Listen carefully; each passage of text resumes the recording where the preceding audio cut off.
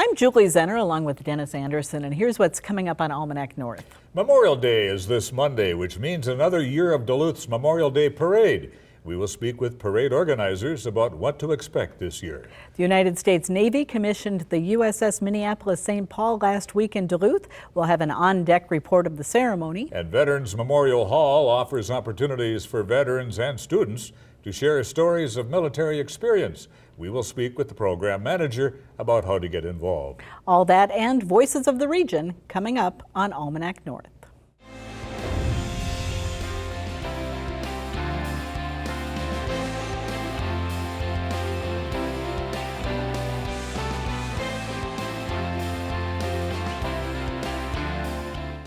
Hello and welcome to Almanac North. Thanks for watching, and it looks like we'll be ending this week with some sunshine, and hopefully it'll carry over into the holiday weekend. I certainly hope so. I know there's some talk of some rain over the weekend, but I think like thousands of others, I'm hoping for good weather to get out and do something. All right, fingers crossed. I think so. Let's begin with the headlines. All right, thank you very much, Julie. Well, the City of Duluth has released its 2023 Community Needs Assessment.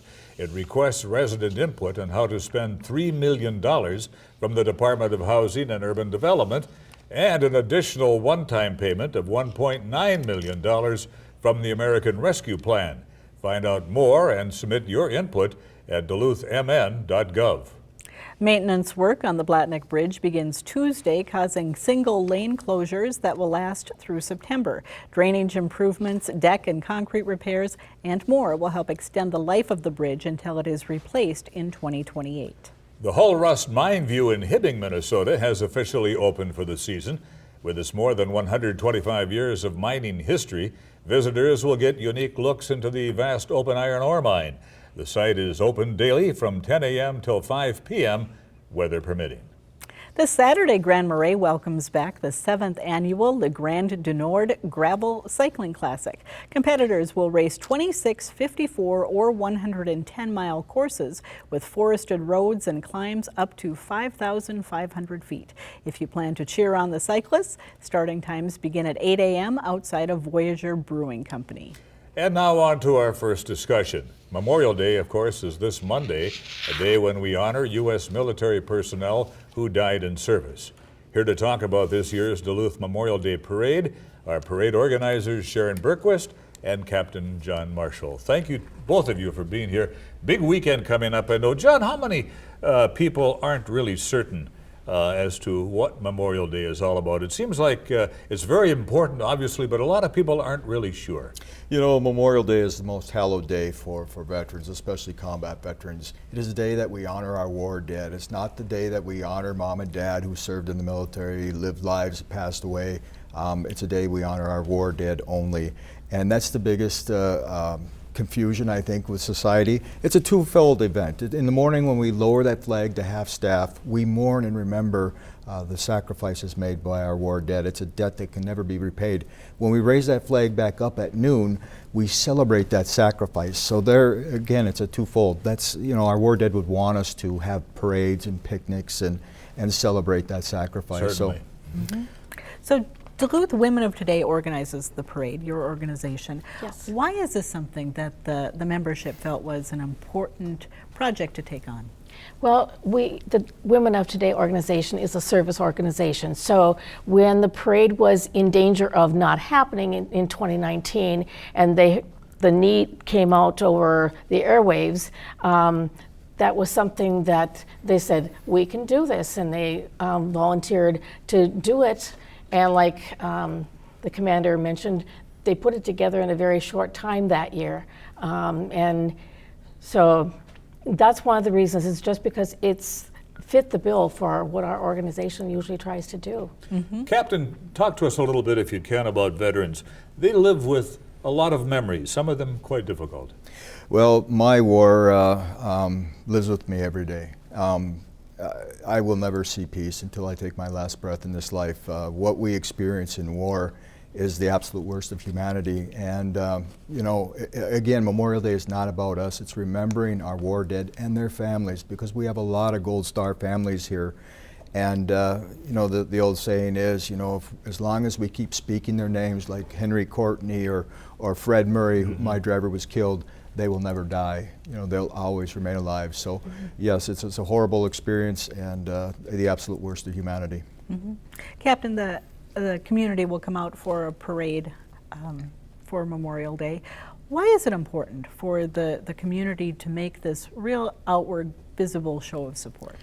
Again, it's so that we honor the war dead. Again, all that focus has to be on them. You know, again, so many families go out and they visit mom and dad's grave, or Uncle Ed's who served in the Army, and that's not at all what it's about. It's again just the focus and allowing us to honor. You know, when we almost lost the parade this year, it was such a travesty. You know, in 1909, 113 years ago, there was a state statute presented that cities may appropriate up to $300. In 1909, that equates to about $10,000 today. So they thought it was that important to celebrate and remember our war dead. Sharon, by and large, I think most Americans are fairly patriotic. What does the Memorial Day Parade mean to them, do you think, and to yourself? I think it means that we come out, we show our patriotism by attending different events for Memorial Day prior to then showing up and celebrating at the parade. You know, just to, if you could see, and if what they do come out with the flags in the red, white, and blue, it really shows, well, you don't want it just to come out for a tragedy. You want it to come out as a celebration for the different things that have happened for our veterans. And it means that they're showing up to celebrate the veterans who served in their country and paid the ultimate sacrifice. That's what it means to put on the parade, not only for the veterans who, like John says, live it every day, but for the families who lost a loved one in the war. It means a lot. For people who may not have been to the parade before, can one of you give the details in terms of where it is and how people should act at a Memorial Day parade? It takes place in West Duluth. We line up on 59th Avenue West, right by the American Legion, and lineup starts at 10:30, and we step off at 12:30. And you know, people I think are coming. They're respectful, and as they should be. And it goes, but the parade will go down Grand towards Central Avenue, make a right turn there, and so. All right, thank you very much. Route. Sharon Berquist and Captain John Marshall, thank you so much for being with us. Thank you. Thank you.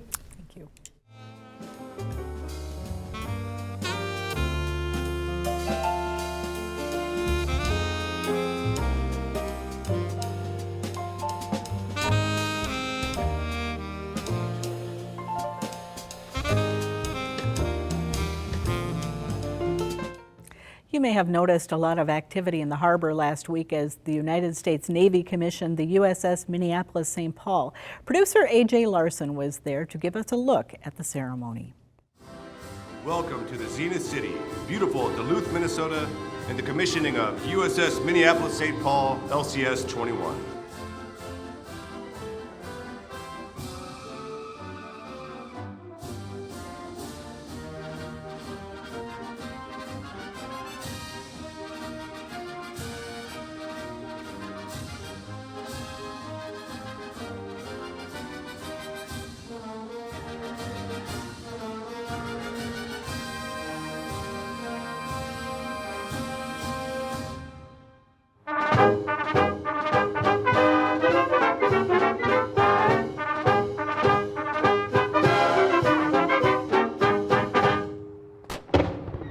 Welcome to the U.S. Minneapolis-St Paul. My name is Commander Alfonso White, Commanding Officer of the U.S. Minneapolis-St Paul.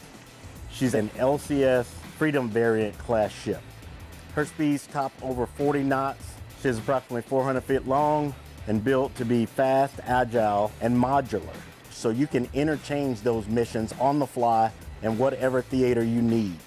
But the most modular thing about her is her crew. Personnel have to be diverse and smart and willing to pick up and do many things that the Navy may not have originally trained them for. And this crew have excelled at that. It is great to be with all of you at the port today. Today is the day. After all the hard work that 140 sailors and crew members put in to get this ship ready, we finally see the light at the end of the tunnel, or as the mayor of Duluth aptly puts it, the lighthouse on the horizon. Because today the USS Minneapolis-St Paul officially joins the fleet of the Navy. I'm honored to be here today to represent Lockheed Martin, who together with our industry partners and the U.S. Navy stand ready to deliver this incredible ship to the operational fleet. And I can say it's an honor to represent the Navy today for me, a part of this unforgettable experience as we welcome the USS Minneapolis-St Paul to the fleet.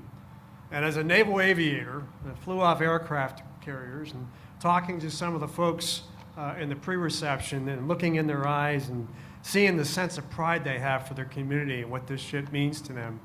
And I know I didn't speak with many of you, but I spoke with a few. That is not lost on me. And for an aviator to stand up at this time, it's pretty cool. The crew of the Minneapolis-St Paul are the best of the best. I've had the privilege of meeting Commander White and many of his sailors. The leadership that he commands and the great sailors that are with him are second to none. They're the best of the best. And as they board this ship, she's going to sail across the world, protecting the Constitution of this country, protecting the United States, and protecting our allies. There are true heroes amongst us. There are people that have endured the unimaginable for us. But there's also neighbors sitting next to you with the same hopes and dreams. And in this nation, there's a few who raise their hands and are willing to say, we'll do what's necessary so you can live your lives in peace and security. And I, for one, am incredibly grateful that the Navy brought this to Minnesota to let us share in this unique opportunity to see the commissioning of a United States Navy warship. Officers and crew of the USS Minneapolis-St Paul, man our ship and bring her to life.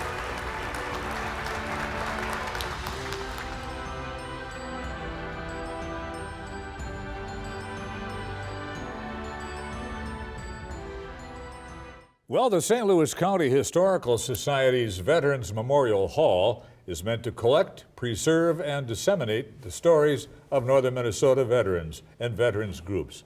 Here to talk about its programs and educational opportunities for students is Program Manager Jay Hagan. Jay, thank you so much for being here. Welcome to the program tonight. Talk to us, if you will, about Veterans Memorial Hall. What's its mission? Well, you kind of beat me to it there. Our mission is to collect, preserve, and disseminate the military stories of veterans from St. Louis County as well as northeastern Minnesota. Who's a typical visitor? Who's a typical visitor? To the hall.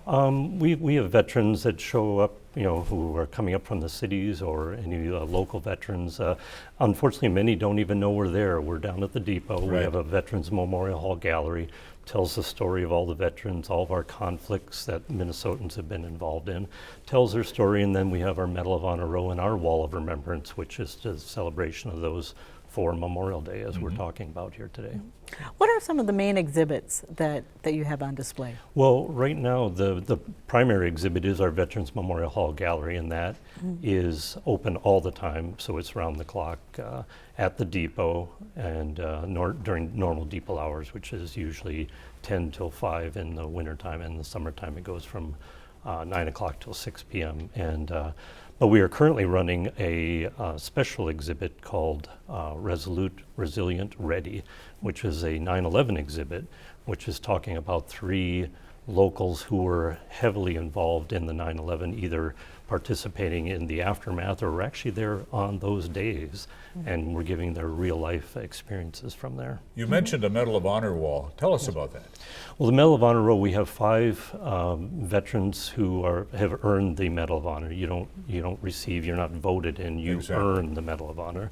And we have 5 locals who have been impacted in northeastern Minnesota that are honored there. And we are actually in the process of renovating the Medal of Honor row. The 5 are Mike Holio, Dale Wernin, who is from Vietnam. We have Henry Courtney, and we have Donald Rudolph, and the last one is Oscar Nelson. I see. You mentioned Mike Halileo, and there's a Medal of Honor scholarship that you offer. Talk about Correct. that and how students can access it. Yeah, the Medal of Honor Scholarship, you can get their application on our website. It's either vets-hall.org, or you can go out onto www.thehistorypeople.org. There'll be directions or applications out there, and it's open to high school seniors and college students. And it's their one stipulations, they have to write a 4 to 10 page paper about a veteran or veterans group from northeastern Minnesota. And the winning entry is awarded a $1,500 scholarship, and it's done on an annual basis. So Jay, why is it important to collect the stories and the histories of local veterans? Well, there's a tie right there. We said all these stories are being preserved also in our Albert J. Amatuzia Research Center for future generations to appreciate. Otherwise, the stories could be lost. Family members, in case like my uncle, whose story was never restored, or until his remains were recovered. His story was pretty much ended there, and we've actually resuscitated that story, and that's what we preserve down there at the Veterans Memorial Hall for future generations, and to properly honor them and their service and sacrifice. Are there still people coming in today who are giving their oral histories and sharing their stories? Yes, that's one of my favorite program there is our oral history program, where the way it works is a veteran is interested in telling their story. We'll set them up with a trained interviewer, and what they do is they tell their military story, and then we will transcribe it, and then it will then be published in the Albert J. Amatuzia Research Center, again, for future generations. And it will also be published on our website, again, vets-hall.org. And so again, so it's a tie with the scholarship in that those researchers will be looking at that information that we store in the Research Center to do their paper, which we will ultimately preserve as well, their papers. So they'll be, for a lot of students, they'll be their first chance to be published, so it's How do people access this research? Can they go in at any time and pick somebody out to listen to, or do they have to make a reservation with you to call up information? If they're going to detail information, if we're going to go in the archives, we have to pull boxes out and get into folders. Yeah, you make a reservation with me. You call me at 218-733-7500, and we'll set up an appointment. But we are moving farther and farther down the line of getting everything electronically or digitally stored. So those stories that have been published right now are getting stored electronically. I often hear someone saying to a veteran, "Thanks for serving." What does that simple statement mean to a veteran? Well, I think it means everything to them. I mean, they just want, they don't want, accolades or so much as a recognition, so thanks for serving is just a job well done. Who wouldn't want that in their workplaces to know that they've done their duty? But accolades, no, I think they just want the acknowledgement of the work that they did for this country. So. Of course, it's Memorial Day weekend. Do you have any special events planned for the weekend at the hall? Well, we go into the parade, and then we will also be going up to Calvary Cemetery for the honor guard. So that's John Marshall's group as a segue back to him as our previous guest there. And they will do their honors at each of the cemeteries up there, and right at the what's called the Veterans Rest up there. So.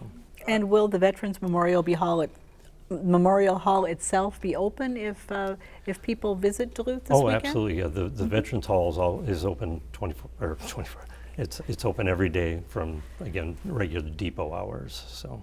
Real quickly, can you tell us about the book Such Good Men? Is there a book by that name? Yes, Such Good Men. The author is Alan Anderson. He's one of our committee members. What he did is he wanted to have, it was a fundraiser we did 2 years ago for a remembrance dinner, and that book coincided with it. It told the story of those 5 Medal of Honor recipients from there, plus Major Bong from over in Superior. Sure, wonderful. Hard to not include him, even though he was in northeastern Minnesota. Jay Hagan, Program Manager at Veterans Memorial Hall in Duluth. Thank you very much. Thank you for having me. Thank you.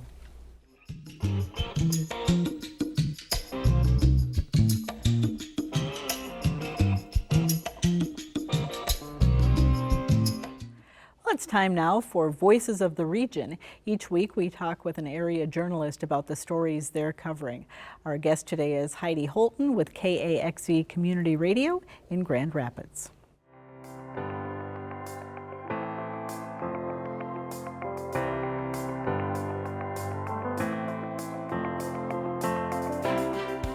War in Ukraine continues. We connected recently with a local leader, Bernadine Jocelyn from the Grand Rapids-based Blandin Foundation. Bernadine directs the Blandin Foundation's public policy and engagement program, and she recently spent 3 weeks assisting refugees at the Polish-Ukraine border. Her interest in the refugees and the war in Ukraine is both personal and professional. She lived and worked for 15 years in the Soviet Union, later Russia, and in the 80s and 90s, she was at the U.S. State Department. Her son's father is Russian and her husband is from Ukraine. And in our conversation, she talked about how her in-laws were sympathetic to Putin's arguments, even describing the younger generations as being infected by Ukrainian nationalism. In all these decades I've been here in Grand Rapids, of course, I've sort of tried to keep my ties alive to Russia. And I serve on the board of an organization here in Minnesota that tries to promote international understanding with things Russia. And through that connection, out of the blue, into my inbox came a notice that this organization was seeking volunteers to go to the border, the Ukrainian-Polish border, to help evacuees. So 1/4 of the population has been displaced. And it never occurred to me to see myself as part of the solution. I've been working very hard for decades to help rural communities get and use the broadband that they need in order to be connected to opportunity. Do you know what the number one need of these people was when they crossed the border? A SIM card. A SIM card so they could use their phone. If you had a phone, you had opportunity. You could get connected. You could, when do the trains leave? Where's a map? Call your daughter, whatever. People stood in line before they went to get food or bathroom or anything to get a new SIM card in their phone so they could call and connect. Bernadine reminds us there that we all have opportunity, not just in our local communities, but in the world to be part of the solution. Bernadine and her husband, Dennis, have stayed in contact with his parents in Kiev. They briefly left the city, but after Russian armored vehicles came to the small town they fled to, they are back in Kiev.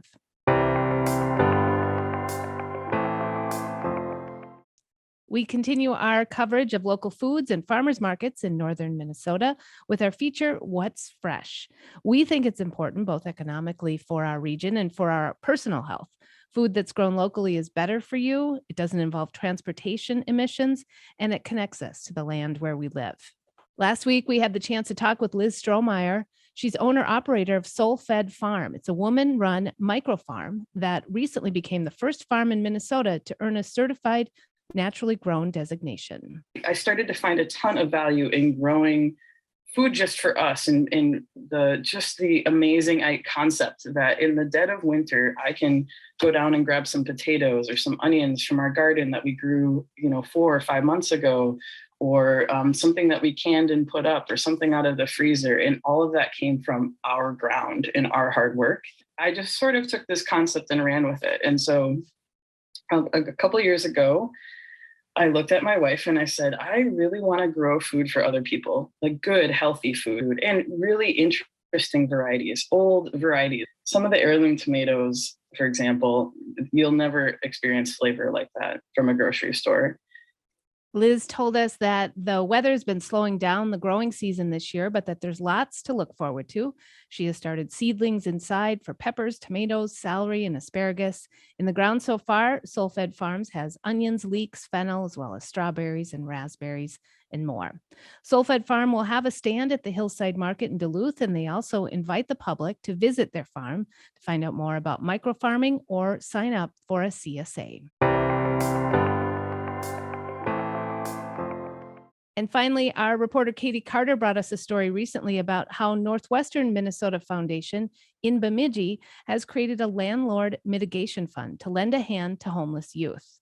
The fund will connect landlords with homeless youth 25 and younger who can't find housing due to their age and history. The landlords will learn to develop positive relationships with supportive housing service providers. Kyle Burrell is a landlord participating in the program. Let's say, the refrigerator goes out. It's amazing how how even intimidated that even some kids can be. Like, I didn't want to tell you, I was afraid that my fridge quit working. It's like, well, that's my responsibility to take care of. That's not on you. Some of those basic skills are just, even I've had a younger tenant even tell me, like, well, I don't even know how to fill out an address, to mail an envelope. I mean, it's crazy that some of the basic skills that some of these young people are lacking, and it's not anything difficult. It's just, hey, if you haven't been taught or shown, it's understandable. And that's, I think, where I really take enjoyment in helping people, is having a safe place for somebody to stay. Providing that for them it's world changing, right? Well, that's our time this week, but you can keep up with our latest updates by following Almanac North on Facebook and Twitter. Visit the WDSE website for program updates and more information about the station, and download the PBS video app for on-demand viewing of Almanac North and your other favorite PBS programs. And Dennis, it sounds like there's a lot going on this weekend to honor those who died in service. Absolutely. It's a great weekend to get out and do some, make some kind of an honor, in your mind as to the people who've lost their lives in war. And this is the weekend to do that. Good weekend, too, to spend time with family. All right. All right. Good advice. Thanks to our guests and to our crew here in the studio. With Dennis Anderson, I'm Julie Zenner. We'll see you next time.